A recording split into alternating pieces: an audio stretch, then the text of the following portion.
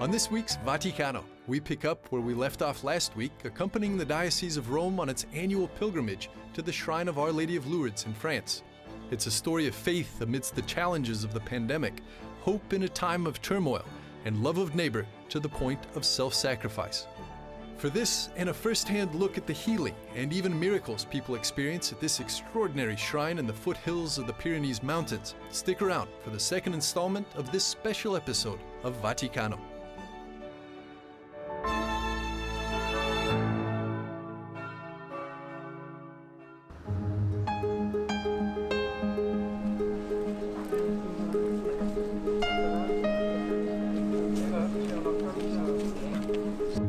Since the time of Mary's visits to Bernadette, the grotto at the sanctuary of Our Lady of Lourdes has been a destination for pilgrimage.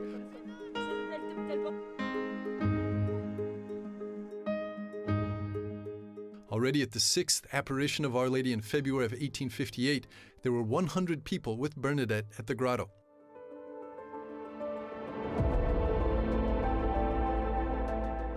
And at the 15th apparition, just 2 weeks later, there were 8,000. 161 years later, in 2019, the shrine counted 3 million total visitors over the course of the year.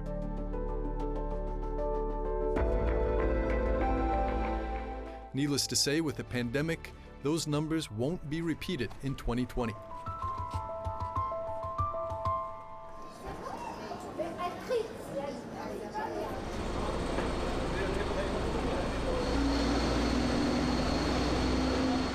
The streets of the town were desolate this August compared to the normal summer crowds.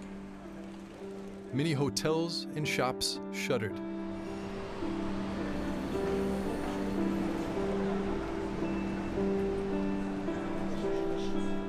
While in 2019 there were 500,000 people who came on organized pilgrimages, in the first 7 months of 2020, the shrine estimates a maximum of 25,000 were able to come. But the shrine reported August numbers were still back up around 200,000 total visitors, just half as many as normal. Despite the dramatic overall decrease in physical visitors, paradoxically, more people may have come into contact with the shrine this year than any other year in its history, and that's thanks to the internet.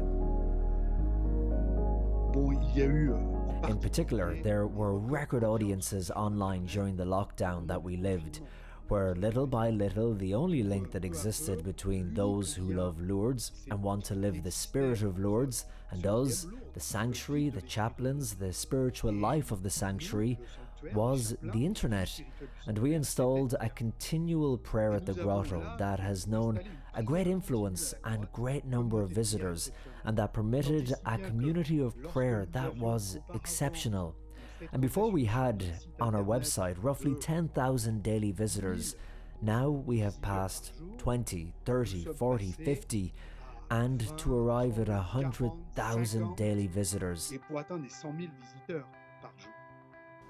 Father Nicola Ventriglia is one of around 30 different chaplains who spent the lockdown at the shrine, continuing celebrations through the worst of the pandemic, when there were no physical visitors at all.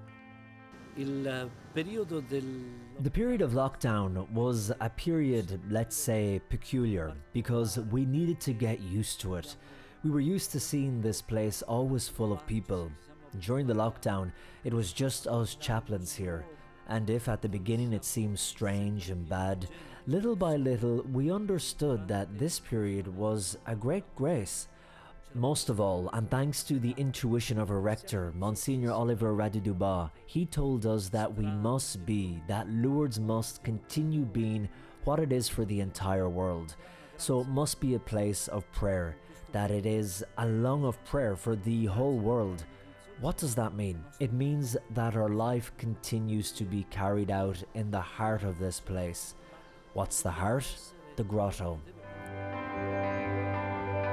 This being the Diocese of Rome's first pilgrimage of the COVID era, they also were seeing a spike of interest online. The use of social media is actually leading some changes in the pilgrimage itself. The beautiful thing is that the world of social has exploded. We're posting continuously, we're following the events on social media, we're broadcasting and having great success. The nicest possible unprecedented thing is that for the first time, different pilgrims are asking the Rome Pilgrimage Office by way of social media to pray for their intentions. This was unthinkable up until some years ago. I was speaking with Father Remo Ciavarini, the CEO of Opera Romana, and this morning he was with the Cardinal Vicar. Many people are asking for prayers for themselves, their intentions, the intentions of their friends, and we are including them in the prayers of the faithful. So we're taking their intentions, the requests of the pilgrims, and bringing them to Jesus through Mary. After the break, we'll take you into the office that investigates inexplicable healings at the shrine. And we'll interview the last person to receive official miracle recognition for a 2008 healing attributed to Our Lady's intercession. Stick around.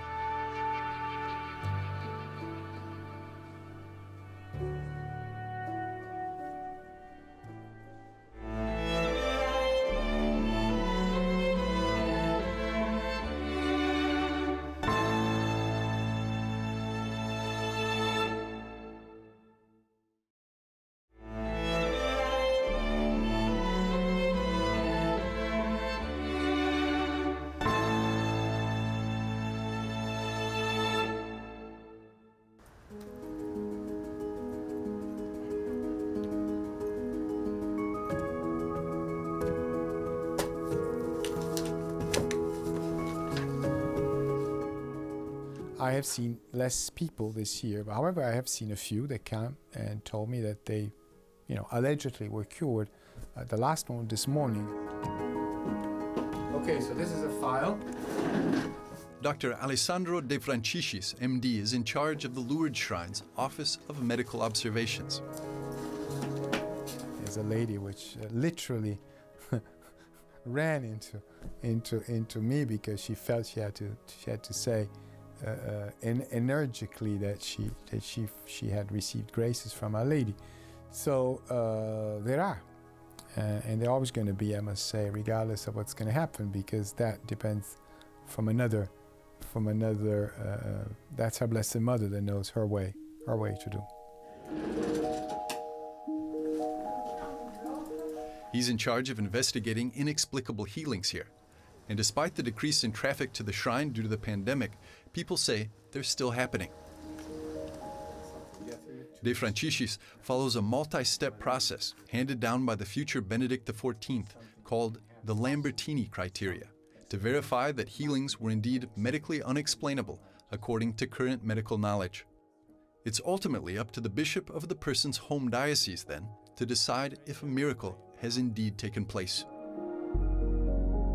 A miracle is a sign that is given to us as the signs that Jesus gave in his life, in the New Testament. And the sign can only be judged as such by the local Christian community, and of course, the chief of that community is the bishop. So not necessarily an unexplained cure will become a miracle. Question, do miracles still happen in Lourdes? I would tell you that, of course, spiritual miracles happen every moment, but physical miracles have been recognized by some bishops, etc., etc. Yes, so it is. The first one will be in 1858. The last one is then recognized as a miracle in 2008, the cure, and recognized as a miracle in 2018, 10 years later.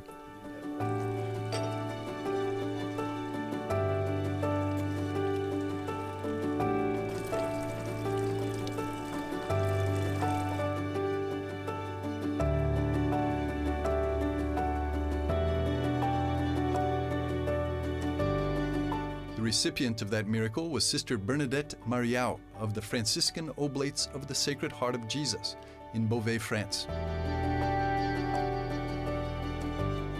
The miracle is a sign of God's mercy towards us. The Lord touches many hearts through these acts. Everyone can experience such an expression of mercy. I like the word healing better than miracle in this case. I personally feel like it was more of a true healing that God granted me. She'd been suffering from spinal complications which had rendered her wheelchair-bound and fully disabled since 1980. She also said she'd been taking morphine to control the pain. After attending a blessing for the sick at the shrine, something began to change. She said she felt a surge of well-being throughout her body, relaxation, warmth. She returned to her room, and there, a voice told her, "Take off your braces." Sister Marião instantaneously walked away from her wheelchair, braces, and pain medications. It is God's choice. I have no idea why He chose me, but I know that it became a mission of life for me to give testimony of God's wonders in the world. God intervenes in our lives in different ways, but He doesn't necessarily do it through a miracle. Sister Marião's miraculous healing was officially recognized on February the 11th, 2018, as the 70th attributed to the intercession of Our Lady of Lourdes. At the time, the local bishop called it but the visible part of an ocean of graces that occur here in Lourdes.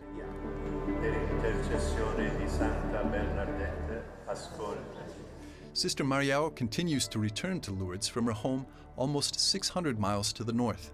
She's been here twice since the shrine's gates opened in June after living the lockdown as a time of grace, but also as a lesson in life.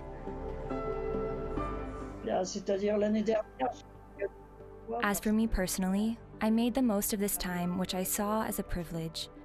I could get back to a stable life and enjoy a community life made of prayer.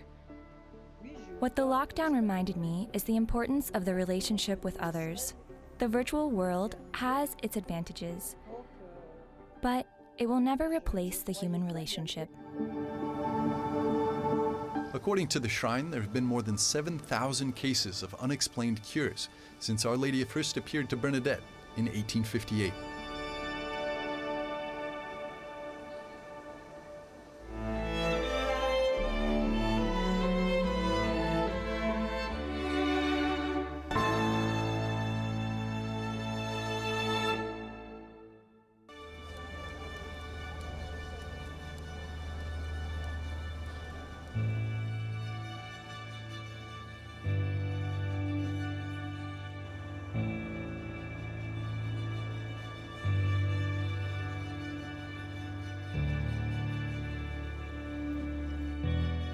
Wrapping up the pilgrimage on the fourth day, Cardinal Angelo De Donatis celebrated the final Mass at the Massa Belgrado, where Our Lady appeared 18 times in 1858.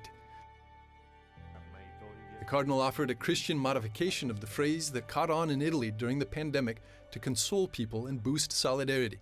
Tutto andrà bene. Everything will be all right. We have said, written, and heard many times that everything will be all right. But this beautiful wish still remains a merely human hope. Hope in Jesus is different. It places in the heart the certainty that everything already went well and that God knows how to turn everything to the good, because even from the tomb, He brings out life. And He gave each pilgrim and all following along from afar a task as they continue on the pilgrimage of life. It is beautiful here before her, before Our Lady, to ask to be full of light returning home. Let's ask Mary to help the people we have beside us in our communities, in our families, at our work, to be truly capable of having an open heart, capable of consoling, of welcoming, of supporting. Let's each of us think of a particular situation or a person or a family of the community that we can adopt in some way, in prayer, in friendship, and if possible, with material support. Before this mother, let's especially entrust all mothers in this day in which we remember Saint Monica, who with her tears and prayers obtained that conversion of her son Augustine. Let's go home sure of being watched over, consoled and loved by Mary. Consolati, amati. And with that, the pilgrimage concluded, carrying on the annual tradition of the Rome Diocese yearly pilgrimage, even in this challenging time. And leaving Lourdes behind until next year.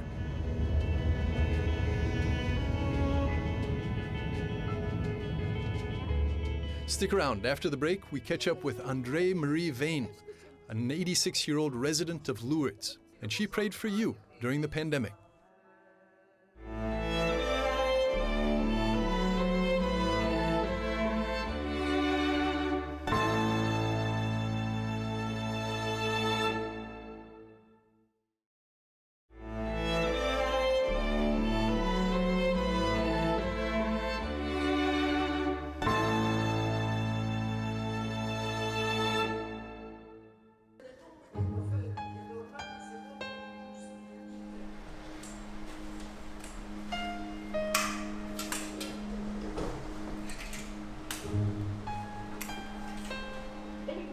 Je vous salue, Marie pleine de grâce.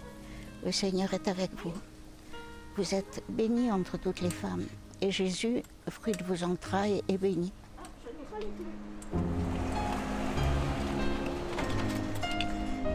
Sainte Marie, Mère de Dieu, priez pour nous pauvres pécheurs, maintenant et à l'heure de notre mort.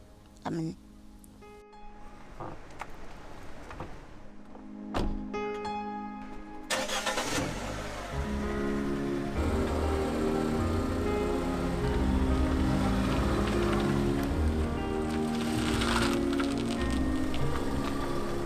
Alors, je m'appelle André. So my name is André Marie René.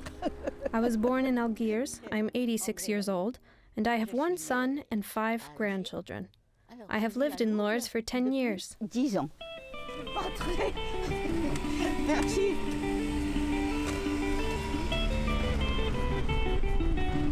C'est une chose un peu étrange. It is a strange thing, because it was not planned that I live in Lourdes at the beginning of my life. And my son came to the region of Lourdes, and so I joined him 10 years ago to be closer to him. Je l'ai rejoint il y a 10 ans pour être près de lui.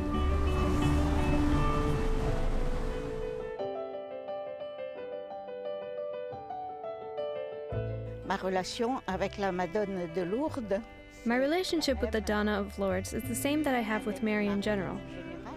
Mary is the same, she is one. And afterwards, in each region, people took, encountered, welcomed her in different ways. So here it is unique in the Bigorre region, but Mary is everywhere. She always repeats the same thing.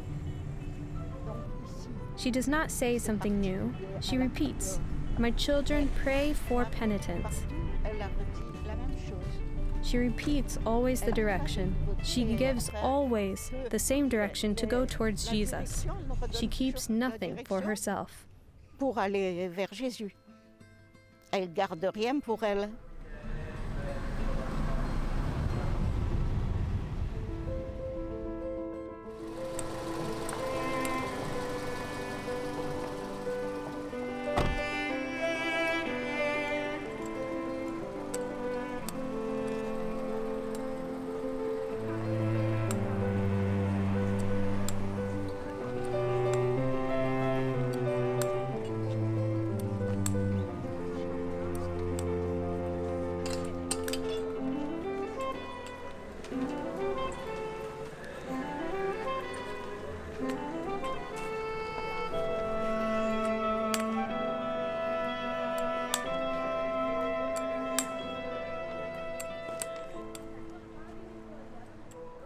Quand je viens à la grotte, When I come to the grotto, so it is true that because I live here, I receive many people who ask me to pray petitions for them, for such and such cause, for their son, or for someone who is sick, or an accident, or even on the contrary, for happiness. So I carry them with me and I put them in my heart, so I do not have a catalog nor a list, but I offer them up as I can, and I believe that Mary knows for whom I come, and she does not need me to add many words of explanation.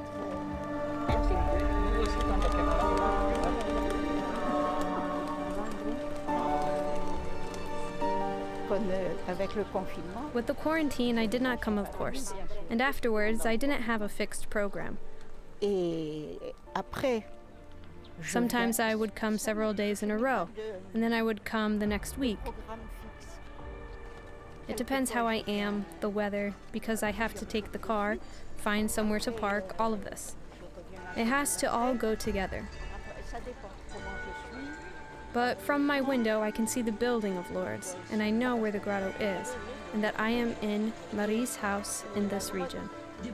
Et je sais que je suis chez Marie, dans cette région.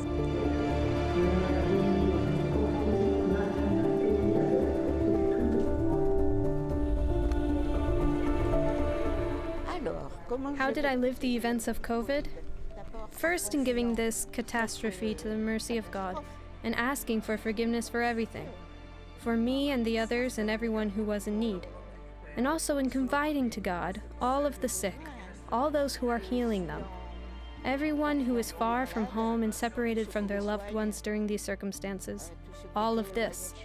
I like to listen to the news, a little on television and the radio, and so I know what is going on. But for me, there is no reason to wait for what is going to happen because I cannot do big things.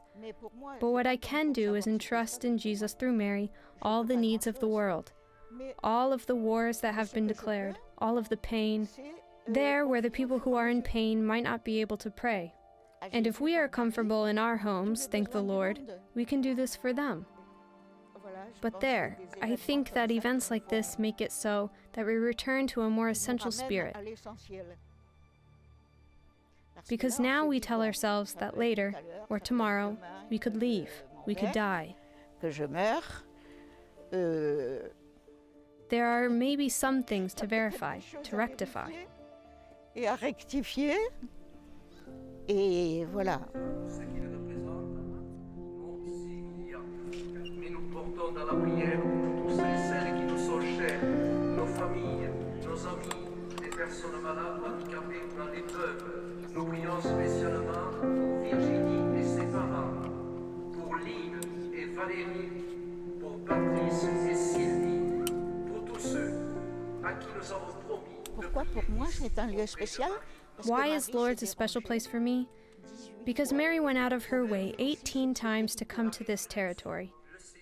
And I tell myself that if a person like her, she must have good reasons for coming here. I don't know all of them because I am not in Mary's head, but I also know this territory belongs to Mary. This, I don't know if you knew, it was given to her for the first time during the time of Charlemagne by the king that occupied the castle, who was very happy to make peace with those surrounding the castle in the hands of Mary. This king was Muslim. He accepted to make peace out of the hands of Maryam, who is cited 34 times in the Quran. She is the same. And through the Bishop of Puy, so around the year 1800, this belonged to Mary. And then the Count and Countess of Bigorre, Bernard, and Clemence, during the time of the Crusades, I don't remember the year, they decided to donate their counthood to Mary. It was an administrative circumscription that belonged to the Count of Bigorre. So she is the proprietor here. She comes to her house on the land. Why? We don't know the circumstances of history, but it is beautiful to see Mary. She follows our history, the history of the people. She comes also through what people do, where they are. Here, they gave her this earth, so she came. It is normal. She is at home. It deserves our attention. Ça mérite attention.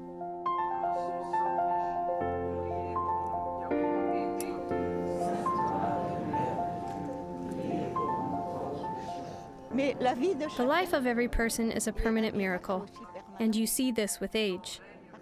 It is a permanent miracle every time we recite our rosary, and it is good.